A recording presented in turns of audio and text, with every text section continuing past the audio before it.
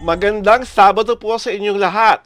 Ito po si Alwin Ignacio, the Diva That You Love. Kasama ko aking kaibigang Bonggang-Bongga. Lency Bongga. Ito po ang The Hitty Show, ang taray na talakayan showbiz edition. And of course, we are welcoming you to our episode 4 sa aming season 9. At syempre pa, sa aming ikalawang taon. Yes. Palakpakan naman po tayo dahil as of today, meron na po kami 7,637 organic subscribers. Yeah, padagdag lagi. Palakpakan naman tayo dyan. Thank you for the love, for listening, for watching, for subscribing of course, at syempre pa, maraming salamat po sa panggigigil nyo sa amin. Dahil talaga, palong-palo ang mga violent reactions nyo na hindi ko mawari kung bakit. Naku, ewan ko sa inyo. Pag-usapan na namin aming easy round. Marami po naghihintay dito. Marami kaming mga follower, subscriber na tatanong. Lalo na si Marlon Anicete. Marlon, this is for you. Dahil, inanunsyo na ang 5 finished scripts na pasabog naman ang dating dahil sila po ay makikipaglaban-laban sa 50th year ng Metro Manila Film Festival na mangyayari ngayong December 2024. So, sa 5 pong nakapasok, babasahin namin isa-isa at saka na kami magkukumentar mamaya kung ano ang makasabi namin sa mga pasok na finished scripts. Unang pumasok, kaibigan Glenn, ay ano? Eh, syempre, ang unang pumasok ay, and the breadwinner is! Oh, di ba? Okay. Ganun, ang taas talaga, di ba? Syempre, ano to, ang bida rito si Vice Ganda. Ayan, kasama niya ito sila Miss Gina Pareño, Maris Racal, Jong Hilario, at si Kokoy De Santos. Ayan, ito ay dinidirect ni Direk Jun Robles Lana, at saka sinulat ni Daisy Kayanan, Jumbo Albano, at saka mismo si Direk Jun. Ayan, under sa production to ng na ABS-CBN Production, Star Cinema, at saka ng Idea First Company. At ang pangalawa nakapasok sa finished script ay ang drama film na Green Bones na ipuproduce ng GMA Pictures sa direksyon ni Zig Dulay.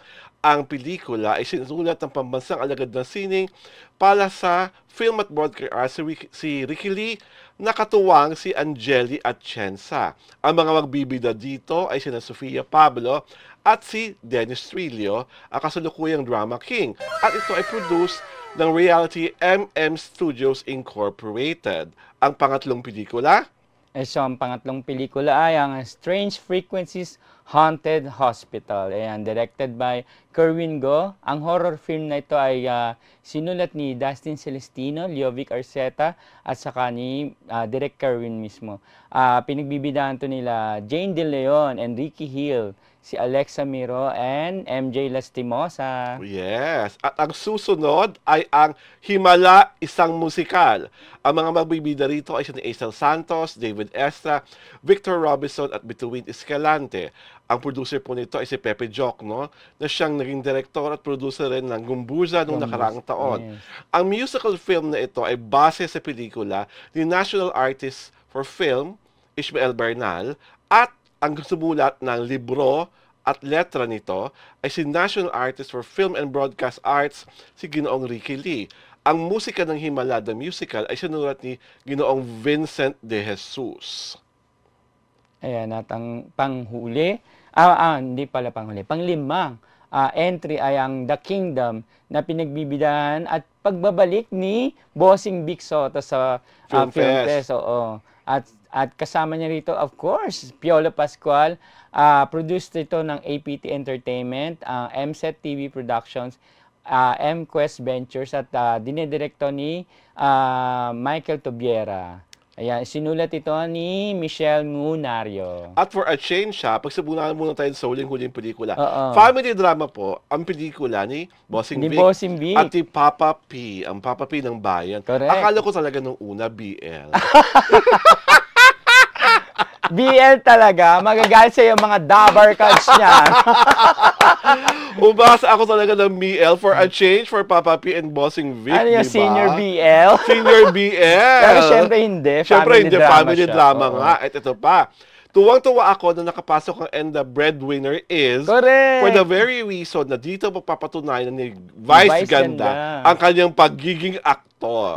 Tandaan, si Paolo Ballesteros ay nanalo sa Metro Manila Film Festival dahil sa pelikula niyang Die Beautiful, di ba? Correct. At talagang umariba ang pagka-aktor doon. Nahatid din nila Direk June Robles lang, di ba? At Idea First. Oo, natatandaan pa natin nung kinakausap natin si Direk June at saka si Direk Percy Intalan, di ba? About this movie na kung ipapasok ba sa Film Fest. Ayun, pasok! Pasok as a finished script. Congrats! Congratulations! At of course, hindi natin pwedeng hindi pansinin ang pelikula ni Direk Zig Dulay. The last year, ang Dark Horse at talagang palong-palo sa mga awards ay ang kanyang Firefly. Correct. Ngayon, suspense horror ang kanyang gagawin, di ba?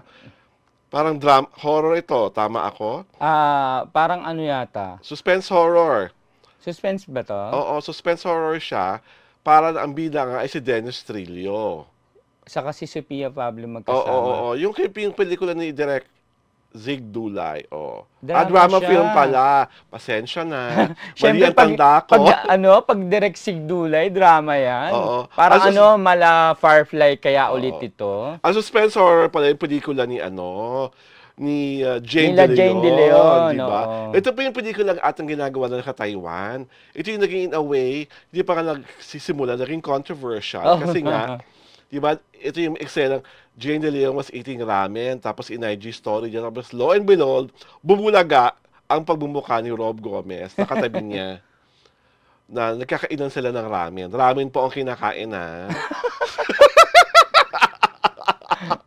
Ayaw ni MJ Lastimosa. Kung ano-anong... Baka makotable coach ka na naman ni MJ Lastimosa. So, ramen po ang kinakain nila sa Taiwan. So, I think ito yung movie na yon na gagawin. At ano pa isang movie? Himala. Syempre itong Himala. I'm excited about Himala, the musical, because the last musical na sumali sa Film Fest ay ang Larawan. Na ang the best actress si Joanna Ampil. At nagwagi sa mga awards, di ba? Bagong Best Picture. Kaya sana, bonggang-bongga rin ang maging resulta itong Larawan. So, ako talaga, I'm very happy. Ang ganda ng lineup ng finished scripts. Tama, kaibigan? At saka let us take note na kumbaga, kung tulad last year, kasi 10 yung entries last year, di ba? Ibinalik ulit nila na maging 10 ngayon. Kaya 5 yung unang inanunsyo, di ba? At pakakatandaan nyo rin last year, ang Rewind, ang biggest Philippine movie of all time, ay galing sa finished script group. Oo nga. So, malay nyo, malay ko, malay nating lahat, isa dyan sa 5 kasama sa finished film, ang talagang kabugin. Ang hinihintay ngayon, makuha kaya ulit ni Vice Ganda ang box office. That remains to be seen. Ang number 1, o kaya masilat ni Bossing Vic Soto with Papa P, di ba? That remains to be seen dahil ang ganda ng lineup sa finished script pa lang. At dahil ang ganda-ganda ng lineup, eto na. Ang magaganda namin mga letter senders, di ba? Basa na muna tayo. Ayan, una kay Lolit Bronyola. Thank you for the both of you. Thank you for your very good assessment of Felipe and Mahalima. Ayan. Yes. Talagang kami Siyempre, love namin yun, no? Love namin po si SB19. Ito naman po ang letter ni Michelle Manansala. Hi sis, Michelle is a personal friend. Naku, nung una ko silang nakita sa studio nila before their first concert sa Cuneta, naku, na-feel ko talaga na sisikat sila. Ay, eto na. Hindi pa ganyan ang mga itsura nila. Totoo naman yun. Truth. Pero charming na charming sila kasi marunong bumati at laging nakasmile. She is of course pertaining to SB19. Bawal na kasi magpa-picture noon kasi hihilahin, ang plano ng kaibigan ko, hihilahin na sana si Josh Callen Santos, na crush niya. Nag-backup dancer ang anak niya noon. Sa unang-unang concert ng SB19 sa Cuneta Astrodome. I miss you too, Mitch. Ikaw ang tunay na Mrs. Gong Yu. Ayan, Ito syempre, na. ito na kay Leonor Asis. Thank you so much mga idol for asking Paolo to save our princess. Yes. Yan. Si princess po ay si Kim Chu. Yes, diba? Ito ang pinaka gusto ko talaga sa lahat ng letter sender number ay si Angel Breath. The best way to handle the bashers is to ignore them.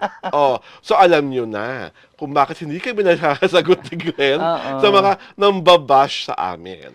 So, kami po, honestly, we're very, very happy with the attention that you're giving us. We just wish sa mga basher namin na panoorin niyo po buo. Panoorin niyo ng buo. Ang aming mga segment bago kayo mag-react. Huwag yung parang knee-jerk reaction ng lahat. Kasi kung pinapanood niyo po ng buo ang bawat segment namin, mauunawaan niyo where we are coming from. At kung paano namin kinukonclude ang isang segment. Hindi yun sa title pala, naka-comment na agad. Yes! Parang lahat kayo ganoon na ginawa nyo nung last time.